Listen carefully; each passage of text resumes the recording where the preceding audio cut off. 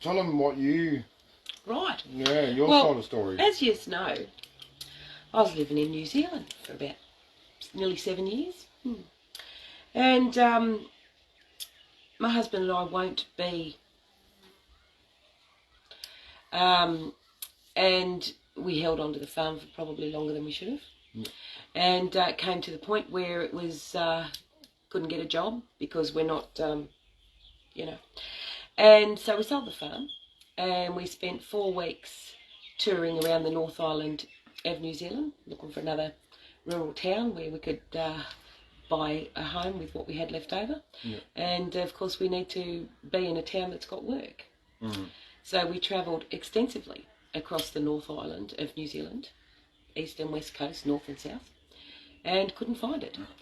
First thing I always do when I'm going to research a new town or a new city, is you drive through always the industrial areas, because that tells you what's happening in that particular area.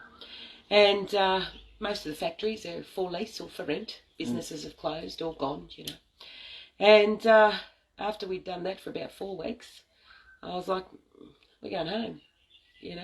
25.5 million people in Australia, I think might be better off if we go home.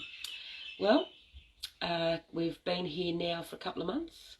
I have travelled between Victoria right up to Cairns, and I've seen exactly the same thing here in Australia that I saw in New Zealand.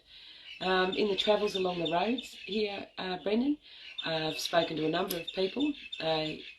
You may or may not be aware of how many people are in caravans at the moment, travelling the roads, and it's an extraordinary amount of people. And I started to realise those people weren't on holidays, and I got talking to a few of them, so I'm just going to recount some of their stories for you. I've spoken to a lady that was living in a mobile home in Queensland, and she had a dress shop in Townsville. And during the lockdown, she went broke. And of course, most small business owners, the homes are in fact tied to the business. So if the business fails, they also lose their home. They're pretty easy to spot, Brendan, when you're driving around, because they've usually got sort of a newish 4-wheel drive and probably a newish caravan. A lot of them, that's all they've had left. You'll often find them parked in the free camping areas that are around the place. A lot of them sometimes check themselves into caravan parks maybe 1 or 2 nights to do their washing and that sort of thing.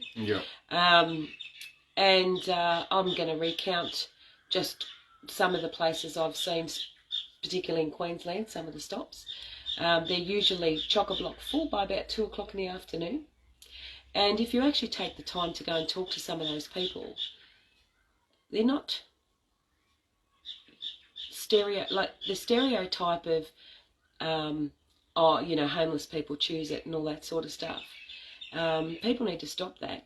Seriously, you need to stop that mentality, because I've been talking to some of these people. There's a couple of things I'd like to just point out to you all at the moment. I'm one of those people that are living in a caravan on the search for a home, trying to find something within my budget that still is in a town that has some work. So next time you're driving past and you see all those people towing caravans, I want you all to stop for a minute and remember, I would go so far as to say at the moment 98% of them are average Joe Australians that wouldn't take your jibber jab.